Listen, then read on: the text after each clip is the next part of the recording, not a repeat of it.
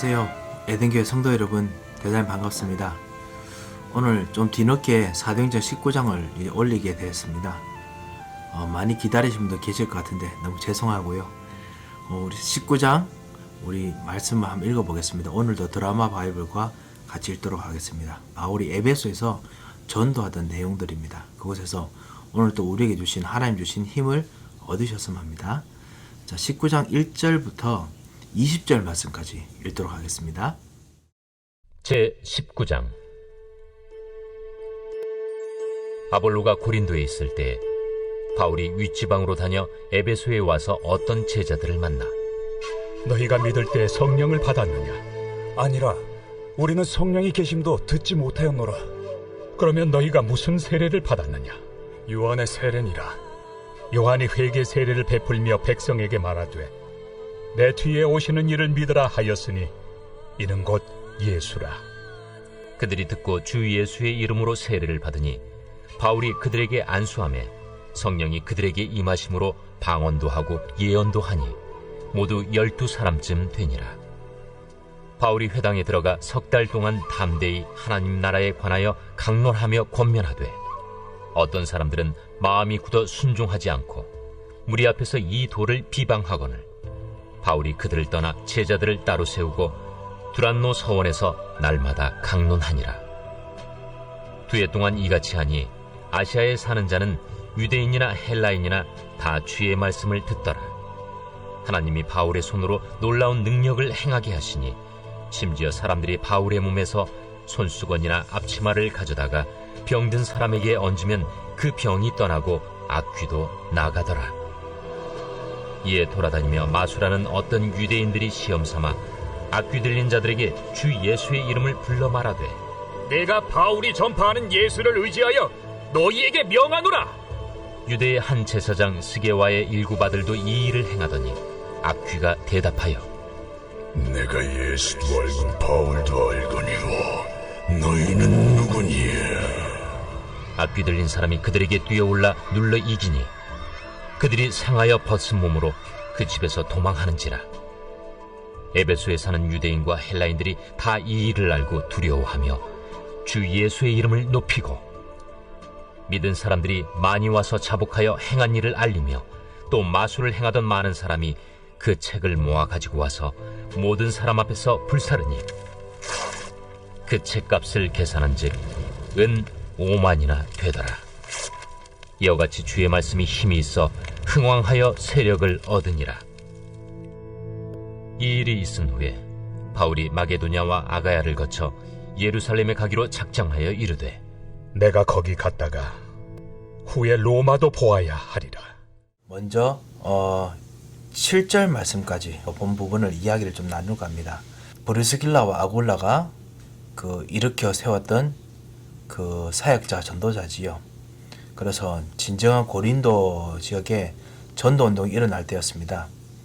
그때 바울이 윗지방으로 다녀라고 했습니다.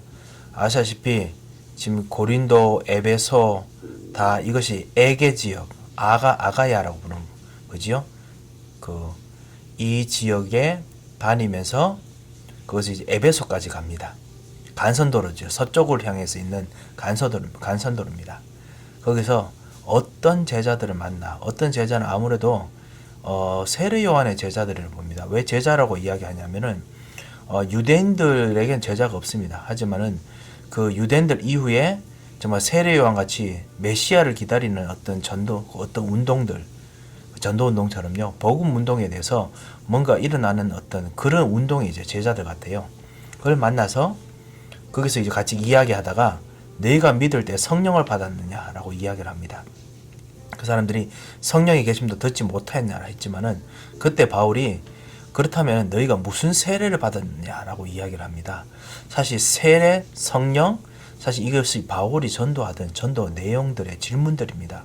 마치 우리들이 정말 예수님 믿으십니까? 교회 갑니까?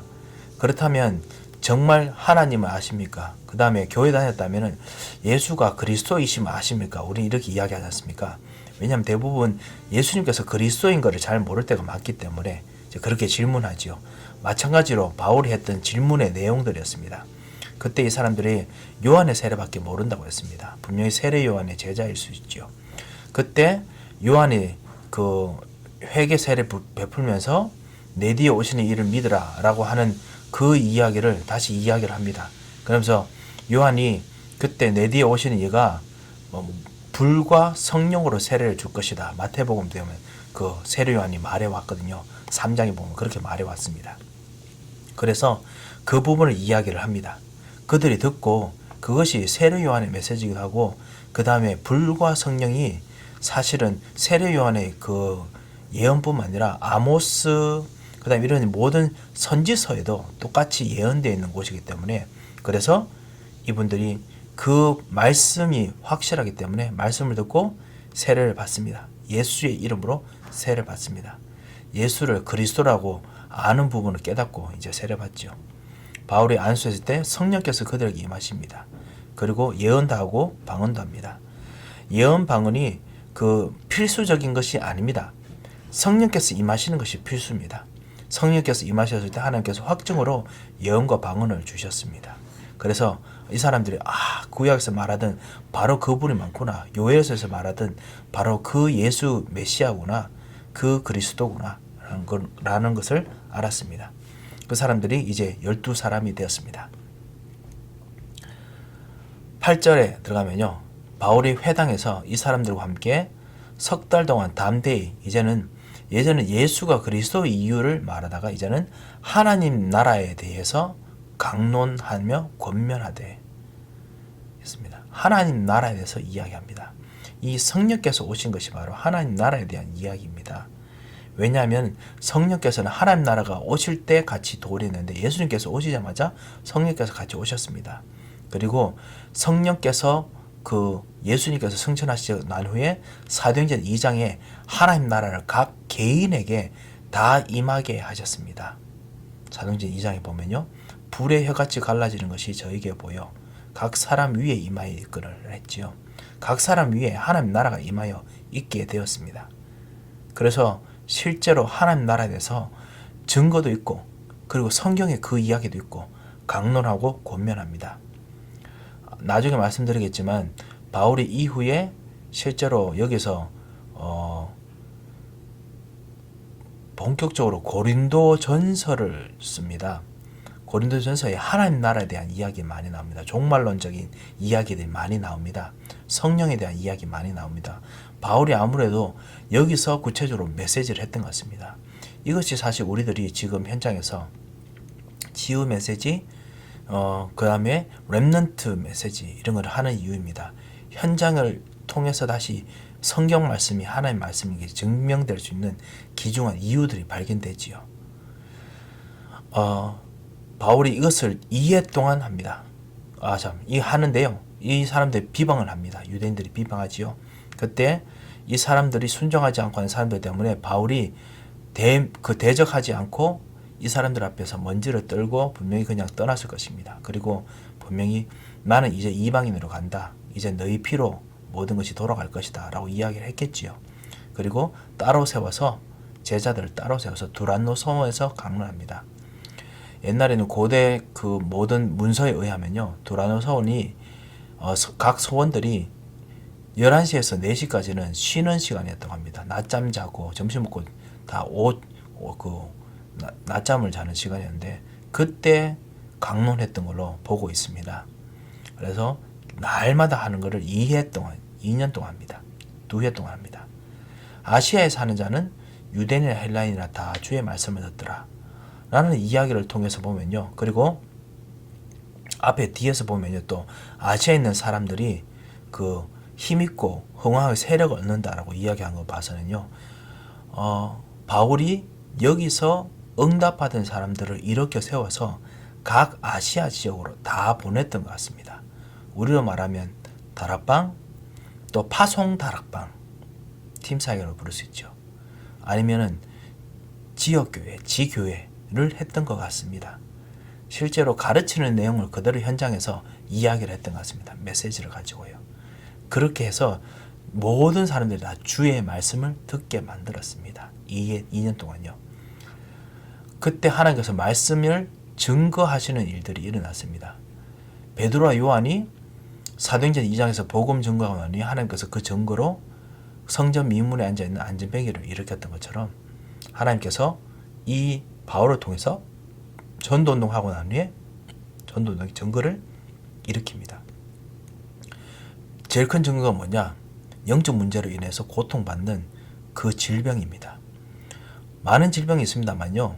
영적 문제로 인한 정신병, 영적 문제로 인한 육신의 질병들이 꽤 있습니다. 복음 전에가 치유되기도 하거든요. 그래서 우리가 우리 주변에 진짜 아프신 분 있으시면요. 그냥 예수 그리스도 이름으로 기도해주고 복음 전해주는 일들을 했으면 합니다. 예수님께서 참 왕이십니다.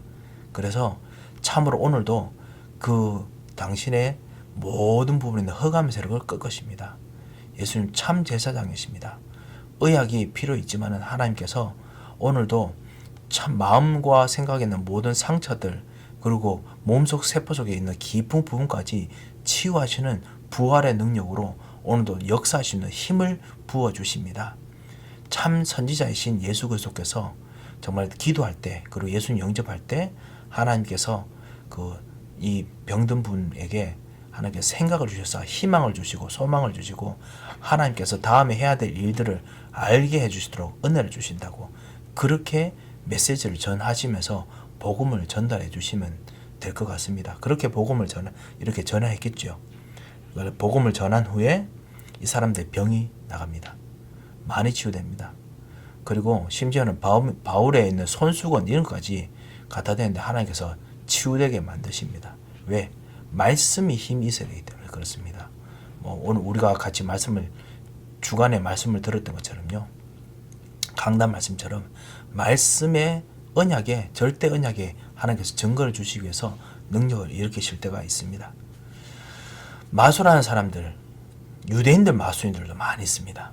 왜냐하면 이 아시아 지역, 특별히 여기가 아가야 지역이지 않습니까? 아가야 지역이 그 에게 지역이죠. 이게 사실은 아테네하고 있는 지금 그리스 지역이지요.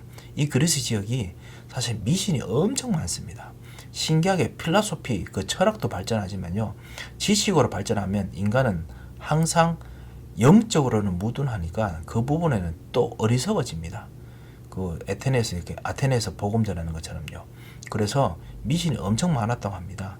그러다 보니까 이런 마술책 이런 것들이 엄청나게 많이 팔렸습니다. 그래서 분명히 유대인이나 이런 사람들도 와 보니까 여기서 살다 보니까 그런 거에 대해서 한번 퇴마사 같은 사람들 그런 일들을 많이 또 했던 것 같습니다. 그래서 하다가 그 마술하는 사람들도 그 예수 이름으로 바울의 예수 이름으로 이야기를 하고요. 심지어는 유대의 제사장까지도 이거를 시도할 정도로 엄청나게 진짜 사람들이 그런 일들을 많이 했던 것 같습니다. 스게와 7 아들들은 이것 때문에 결국 엄청나게 부끄러움을 당하지요. 17절에 있는 것처럼 유대인들과 헬라인 에베소에 사는 사람들이 주 예수의 이름을 높이는 일들이 일어났습니다. 예수님이 참 왕이 되셨습니다. 그리고 믿은 사람들이 많이 와서 자복하여 행한 일을 알리며 참 회개가 일어나도록 만들었습니다.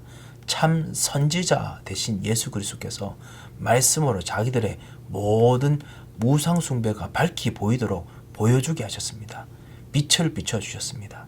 그리고 모든 우상 숭배하던 행위들, 모든 종교 생활하던 것을 제사장이신 예수 그리스도께서 완전히 이제는 벗어나게 하십니다. 19절에 보면 마술을 행하던 많은 사람들이 그 책을 모아가지고 와서 모든 사람 앞에 불사른다고 했습니다. 그 책값을 계산한 즉 은 5만이나 되더라. 제가 갑자기 한국말로 된 그것만 보다 보니까 제가 생각이 안 납니다만요. 이 은 5만이 은 5만 드라크마일 가능성이 많거든요. 그 당시 또 화폐니까요. 그걸로 계산하면 은이기 때문에 그걸로 계산하니까 약 5억 정도 돈이 된답니다. 사람들 5억 되는 그 책들을 다 불태워버렸어요. 엄청나게 많이 불태웠습니다. 왜? 주의 말씀에 그만큼 힘이 있었거든요. 여러분이 전달하시는 복음 5억보다 힘이 있습니다. 그래서 이 축복을 누리셨으면 합니다. 21절에서 22절 말씀도 잠깐 읽어보겠습니다. 자기를 돕는 사람 중에서 디모데와 에라스도 두 사람을 마게도냐로 보내고 자기는 아시아에 얼마 동안 더 있으니라. 이 일이 있은 후에 바울이 마게도냐와 아가야를 거쳐서 마게도냐에 빌립보부터 시작해서 16장부터 있었던 전도운동이 있었지요. 빌립보, 데살로니가, 그 다음 베레오에 있는 교회들이 포함되어 있지요. 그리고 아가야에 그 고린도 교회가 있었지요. 그걸 다시 한번 거쳐가려고 합니다. 아무래도 거기서 그곳으로 가서 에베소에서 일어났던 전도운동을 다시 한번 설명해주고 일꾼들을 다시 똑같이 일으키려고 하는 것 같습니다. 2년 동안 말씀운동 했지 않습니까? 바울이 그전에는 그렇게 하지 않았습니다. 석 달 동안 강론하고 권면하고 그랬습니다만요. 2년 동안 일어났을 때 지역이 변화된 역사를 통해서 어떤 훈련 시스템이 만들어진 것 같습니다. 그 마게도냐 아가야에서 있는 교회들이 바울이 다시 왔을 때 어떤 분들은 또 반대하고 그랬죠. 특별히 고린도 교회가 그러셨습니다. 그런데요, 왜냐면 아폴로가 있었으니까요. 그런 일이 있었음에 불구하고 훈련 받는 것들이 필요하다는 것을 교회들이 다 알았습니다. 우리들에게도 사실은 훈련들이 필요합니다. 계속 훈련 받게 되죠. 복음 속에 계속 있어야 되죠. 계속 말씀 듣고 말씀을 상고하고 계속해서 이 지역이 변화될 때까지 우리 스스로 각인 뿌리 체질 내리는데 계속 바뀌도록 우리가 훈련 받아야겠지요. 그 예를 여기서 볼 수 있습니다. 새로운 전도운동, 새로운 훈련도 있을 때마다 계속 훈련 받게 됩니다. 계속 훈련 받아서 다시 또 복음 전하고 다시 새 힘 얻고 이렇게 하는 것입니다. 그리고 예루살렘까지 갑니다. 그리고 사실 이 갈 때 사실 헌금도 같이 모읍니다. 그래서 실제로 힘든 예루살렘 교회를 정말 도우도록 같이 하였습니다. 우리도 정말 이제 전도운동 하면서 같이 원래 본교회뿐만 아니라 그 진짜 복음 전하는데 힘든 교회들을 도와줄 수 있을 만큼 전도운동 될 수 있도록 기도해야겠습니다. 하나님께서 반드시 그렇게 하실 것입니다.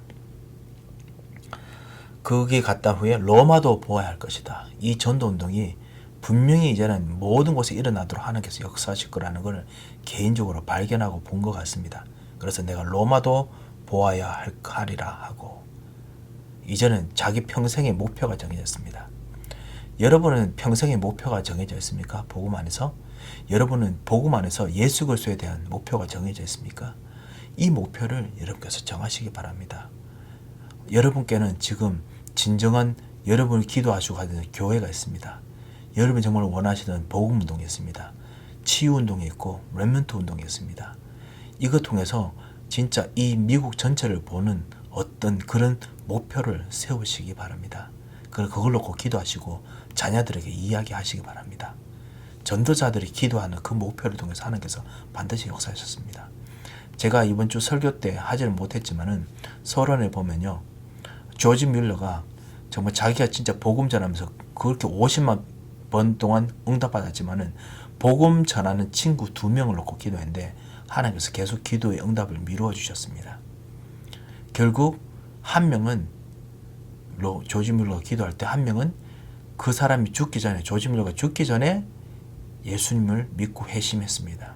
하지만 그 다른 한 명은 조지 뮬러가 죽은 이후에야 예수님 믿고 회심했습니다. 하지만 한편으로는 조지 뮬러는 그 사람들이 회심될 것을 알고 계속 기도했습니다. 그게 바로 기도의 힘이거든요. 그리고 그것이 복음 가진 사람의 비전의 힘입니다. 그 비전을 하나님께서 여러분에게 주셨습니다. 그래서 꼭 지니시기 바랍니다. 특별히 말씀 공부를 좀 심각하게 생각하신 분, 정말 중요하게 생각하신 분, 이 비전도 중요하게 생각하시기 바랍니다. 여러분 이 비전을 자녀들에게 선포하셔도 괜찮습니다. 선포하십시오. 나는 이것을 벗고 죽고 싶다라고 이야기하십시오. 그러면 하나님께서 반드시 그것 통해 역사하실 겁니다. 자기를 돕는 사람 중에서 디모데와 에라스 두 사람을 마게도냐로 보냅니다. 아무래도 고린도 교회에 뭔가 그때 문제가 있었지 않습니까? 그거에 대한 문제일 것 같습니다. 그리고 자기는 아시아에 얼마 동안 더 있으니라. 고린도 전서를 보면은 그때 아무래도 지금 아시아에 얼마 동안 더 있으니라 이때 고린도 전서를 썼을 가능성이 많다고 많은 성경학자들이 보고 있습니다. 고린도 교회에서 이 아볼로하고 관련된 부분에서 이제 바울이 말하던 전도 시스템 이런 거 하기 싫다 뭐 이런 거 있었던 것 같아요. 바울이 말했던 복음은 복음이 아니다 뭐 이런 이야기도 있고 그 사람 사도가 아니다 뭐 이런 이야기도 했던 것 같습니다. 그래서 그거를 이제 설명하는 이야기가 고린도전서에 나옵니다. 고린도전서에 그 나오면서 그 자기 일꾼들을 같이 보냅니다. 마게도냐에.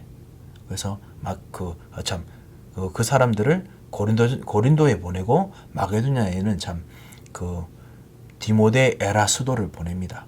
그래서 지금 자기가 지금 가야 될 빌립보 교회, 그 데살로니가 교회, 그 다음에 이 베레아 교회의 이 전도 시스템들이 먼저 이루어지도록 시스템을 미리 준비하도록 합니다. 그리고 자기는 고린도전서에 편지 보내고요. 자, 이런 일들을 지금 하고 있습니다. 23절부터 41절 말씀까지 이제 읽도록 하겠습니다. 그때쯤 되어 이 도로 말미암아 적지 않은 소동이 있었으니 즉 데메드리오라 하는 어떤 은장색이 은으로 아데미의 신상 모형을 만들어 직공들에게 적지 않은 벌이를 하게 하더니 그가 그 직공들과 그러한 영업하는 자들을 모아 이르되 여러분도 알거니와 우리의 풍족한 생활이 이 생업에 있는데 이 바울이 에베소뿐 아니라 거의 전 아시아를 통하여 수많은 사람을 권유하여 말하되 사람의 손으로 만든 것들은 신이 아니라 하니 이는 그대들도 보고 들은 것이라. 우리의 이 영업이 천하해질 위험이 있을 뿐 아니라 큰 여신 아데미의 신전도 무시당하게 되고 온 아시아와 천하가 위하는 그의 위엄도 떨어질까 하노라. 그들이 이 말을 듣고 분노가 가득하여 외쳐 이르되 에베소 사람의 아데미야! 온 시내가 요란하여 바울과 같이 다니는 마게도냐 사람 가이오와 아리스다고를 붙들어 일제히 연극장으로 달려 들어가는지라. 바울이 백성 가운데로 들어가고자 하나 제자들이 말리고 또 아시아 관리 중에 바울의 친구된 어떤 이들이 그에게 통지하여 연극장에 들어가지 말라 권하더라. 사람들이 외쳐 어떤 이는 이런 말을 어떤 이는 저런 말을 하니 모인 무리가 분란하여 태반이나 어찌하여 모였는지 알지 못하더라. 유대인들이 무리 가운데서 알렉산더를 권하여 앞으로 밀어내니 알렉산더가 손짓하며 백성에게 변명하려 하나 그들은 그가 유대인인 줄 알고 다 한 소리로 외쳐 이르되 에베소 사람의 아데미야! 하기를 2시간이나 하더니 서기장이 무리를 진정시키고 이르되 에베소 사람들아, 에베소시가 큰 아데미와 제우스에게서 내려온 우상의 신전지기가 된 줄을 누가 알지 못하겠느냐? 이 일이 그렇지 않다 할 수 없으니 너희가 가만히 있어서 무엇이든지 경솔히 아니하여야 하리라. 신전의 물건을 도둑질하지도 아니하였고 우리 여신을 비방하지도 아니한 이 사람들을 너희가 붙잡아 왔으니 만일 데메드리오와 그와 함께 있는 직공들이 누구에게 고발할 것이 있으면 재판날도 있고 총독들도 있으니 피차 고소할 것이요. 만일 그 외에 무엇을 원하면 정식으로 민회에서 결정할지라. 오늘 아무 까닭도 없는 이 일에 우리가 소요 사건으로 책망받을 위험이 있고 우리는 이 불법 집회에 관하여 보고할 자료가 없다 하고 이에 그 모임을 흩어지게 하니라. 에베소에 복음 운동 일어나고 마술책 다 던지고 좋게 됐는데 한편으로 마귀가 가만히 있을 리가 없지요. 마귀가 한 하나의 사건을 일으킵니다. 데메드리오라는 사람이 아데미의 신상 모형을 만들어 가지고 그거를 하청업자에게 직공들에게 주어서 엄청나게 돈을 벌었습니다. 제가 봐서는 이 사람이 아무래도 그 하청을 줄 만큼 뭔가 머리가 있는 사람 같아요. 그리고 아무래도 정치인들과도 연줄도 많고 그리고 진짜 도시의 어떤 산업을 크게 일으키는 어떤 산업의 뭐 협의회 회장 뭐 이런 사람 같아요. 그런 사람 같은데요. 그 사람들이 영업한 사람들 모아서 지금 직공들에게 우리가 이제 돈벌이가 안 된다. 우리가 아데미 통해 가지고, 아데미 아시죠? 아데미 여신, 아테네 유명한 그 여신이죠. 이게 통해서 우리가 돈을 정말 했었는데, 벌었었는데 이제는 무시당한다.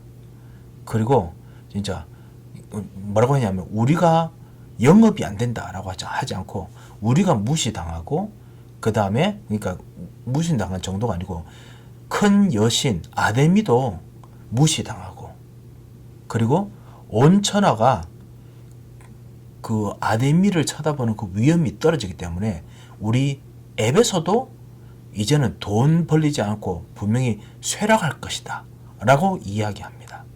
아무도 설명을 정말 잘하는 사람 같아요. 그 27절 이 말을 듣고 사람들이 분노가 가득하여 이르되, 직공들이 화가 났지요. 그래서 크다 에베소 사람의 아데미여 하니, 여신에 대한 어떤 그런 우상 숭배와 관련된 그 부분에 대한 그 붕괴를 일으킵니다.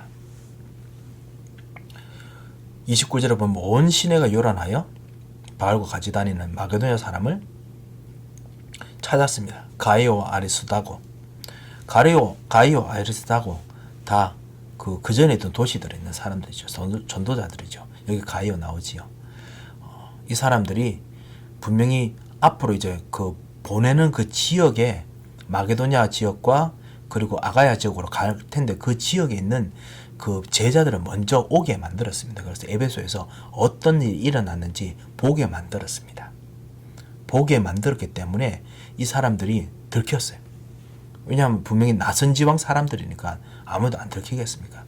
그래서 이 마게도니아에서 왔는 이 사람들을 붙잡아 가지고 이제 완전히 연극장으로 달려갑니다.